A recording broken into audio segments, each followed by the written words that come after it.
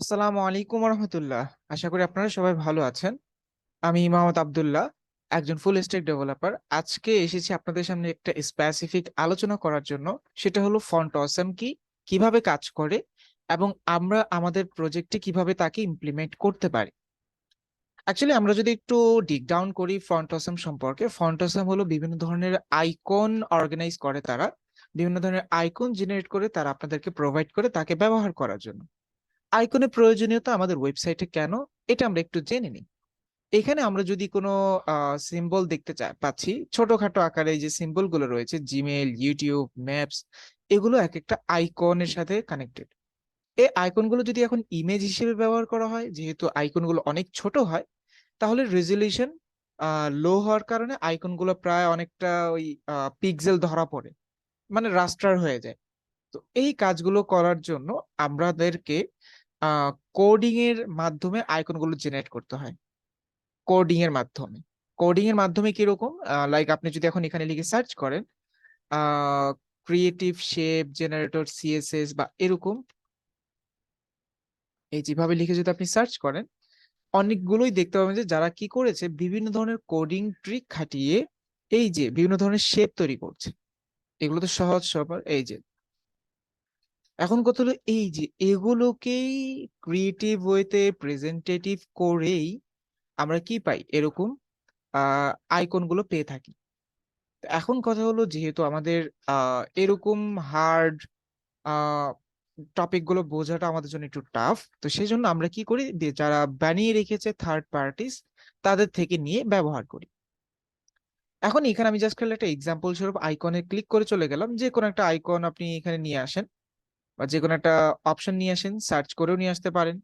সেখানে দেখবেন যে খুব সুন্দরভাবে প্রেজেন্টেশন করা আছে আইকনগুলোর বিষয়ে।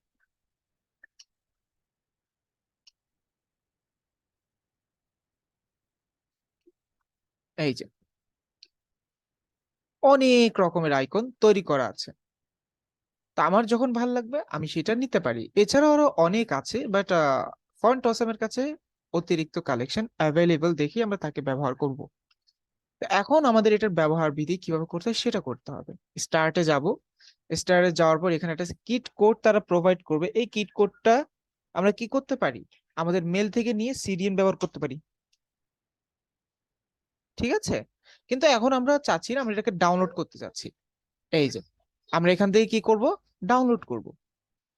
এখানে গেলাম, এখান থেকে কি, এই যে তারা এখানে ডাউনলোড করার জন্য অপশন দিচ্ছে, যেটা ওকে বলা হচ্ছে ফ্রি ফর ওয়েব। আমাদের যে কাজটা হলো সেটা হলো আমরা ফ্রি ফর ওয়েব থেকে ডাউনলোড করব। তাই আমি যদি এখন ডাউনলোডে ক্লিক করি, সাথে সাথে 6 MBর একটা ফাইল ডাউনলোড হবে। তো চলুন আমরা ডাউনলোড করে আসি।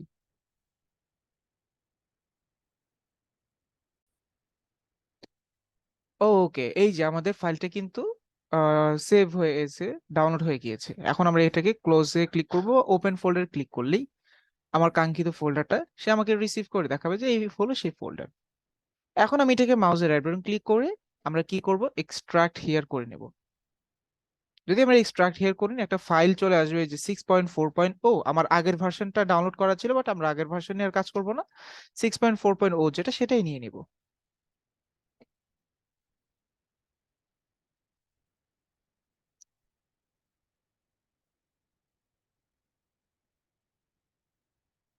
এই যে ঠিক আছে। তো এখন কথা হলো, এটাকে আমরা ব্যবহার করার জন্য যদি ঢুকি, দেখে যাচ্ছে অনেক ফাইল এখানে ইনক্লুডেড। এখন সবগুলো ফাইল ইনক্লুডেড হলে তো আবার ঝামেলা, কোনটা লাগবে কোনটা লাগবে না আমাকে এখন কি করতে হবে, আহ কোলাবরেট, ম্যাচ করতে হবে যে কোনটা আমার প্রয়োজন। তো এখন কথা হলো, এটা আমি করতে হলে আমাকে একটু ইউজার ম্যানুয়ালটা পড়তে হবে। এখন আমার কাছে ইউজার ম্যানুয়ালটা আপনাদের জন্য বোঝাটা একটু কঠিন, সেজন্য আমি আপনাদেরকে বলে দিই, আপনারা একটু অনুগ্রহপূর্বক মুখস্থ করে নিন, এটা আপনাদের জন্য বেস্ট হবে। আমাদের এতগুলো ফাইল থেকে দুটো ফাইল মাত্র লাগবে, মাত্র দুটো file. Number one, web font সম্পূর্ণ ফোল্ডারটাই লাগবে। নাম্বার টু, সিএসএস থেকে all dot min dot CSS, এই দুটো ফাইল আপনার লাগবে। তো চলেন আমরা একটু দেখে আসি কোথা থেকে নিয়ে আসবো। আমি একটা ফোল্ডার তৈরি করি আমাদের কাজগুলো করার জন্য। আমি এখানে লিখলাম FONTAWESOME ফন্ট অসাম। গিয়ে আমি এখন এখানে কি করলাম, আমাদের যে ফাইলগুলো রিকোয়ারমেন্ট আমি সেগুলো নিয়ে আসলাম। All dot min dot CSS আগে রাখি, এরপরে কি করব, তাকে ব্যবহার করব। এই যে এরপরে আছে ওয়েব ফন্ট। ওকে। আর আমরা জানি আমাদের স্ট্রাকচার রেডি করার জন্য আমাদের ডাব্লিউ ইন্ডেক্স ডট এইচটিএমএল লাগবে, অনেক কিছুই লাগে। তো আমি এখানে লিখলাম ইন্ডেক্স ডট এইচটিএমএল। এরপর আমরা জানি আমরা সিএসএস কে ওয়েব ফন্টকে এভাবে আলাদা করে ওপেন কখনোই রাখি না। আমরা যারা কাজ করি ওয়েব সেক্টরে সেগুলোকে অর্গানাইজ করে রাখি। তা সেটার জন্য আমাকে কি করতে হবে, আমি এখান থেকে অ্যাসেটস নামে একটা ফোল্ডার নিলাম। ফোল্ডার নিয়ে সেখানে একটা সিএসএস নামে আরেকটা ফোল্ডার নিলাম। ওকে। তো সিএসএস নামে ফোল্ডার নেওয়ার পর আমি এখন কি করব, এই যে all dot min dot CSS and web ফন্টটাকে সিলেক্ট করে অ্যাসেটস এর ভিতরে রাখলাম এবং all dot min dot CSS কে সিএসএস এর ভিতরে রাখলাম। এই যে স্ট্রাকচারটা আমি ফলো আপ করেছি, এই স্ট্রাকচারটা অবশ্যই অবশ্যই আপনারা মেনটেন করবেন। বিশেষ করে এই যে অ্যাসেটস এর ভিতরে ওয়েব ফন্ট এন্ড সিএসএস এর লিংক আপটাকে ভালোভাবে খেয়াল রাখবেন। ওয়েব ফন্ট এন্ড সিএসএস এর ভিতরে থাকা সিএসএস ফাইল, এই স্ট্রাকচারটা অনেকে ফলো আপ করেন না, যার কারণে আপনারা অনেকগুলো প্রবলেমের শিকার হন। আপনার একটা সিএসএস ফোল্ডার তৈরি করতেই হবে। কেন? কোয়েশ্চেন আসে না যে ভাই কেন করবো আমি? এটা জানার জন্য আপনারা একটু অনুগ্রহপূর্বক এই যে এখান থেকে যে কোনো একটা ফর্ম তুলে রাখেন।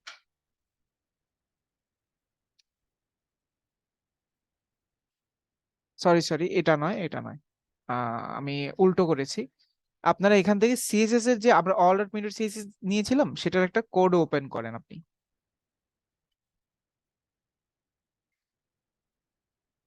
এখানে আপনি অনেকগুলো লিংক পাবেন।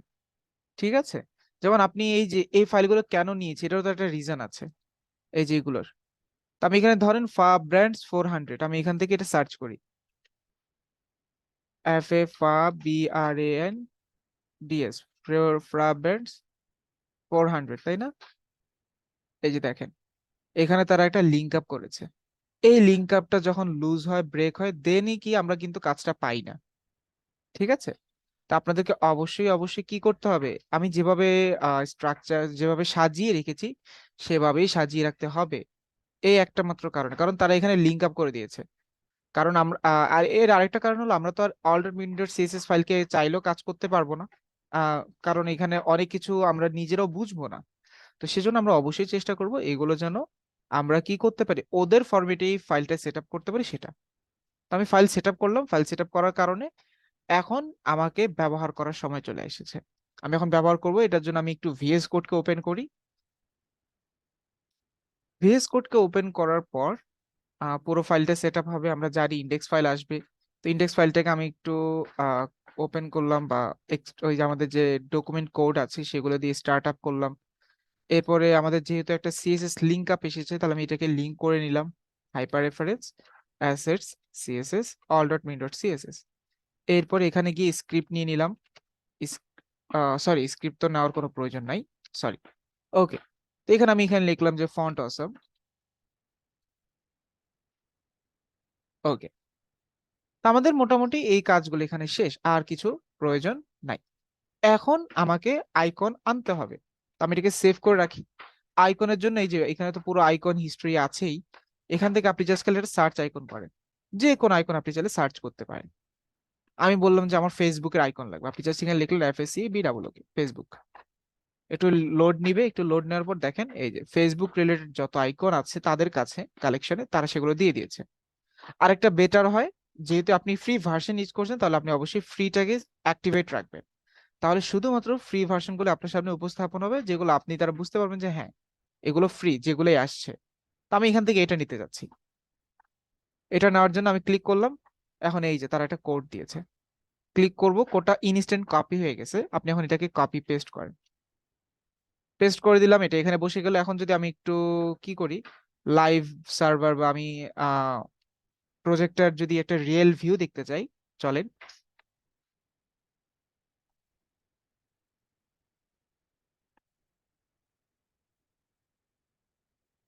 এই যে দেখেন ফেসবুকের আইকনটা চলে আসছে।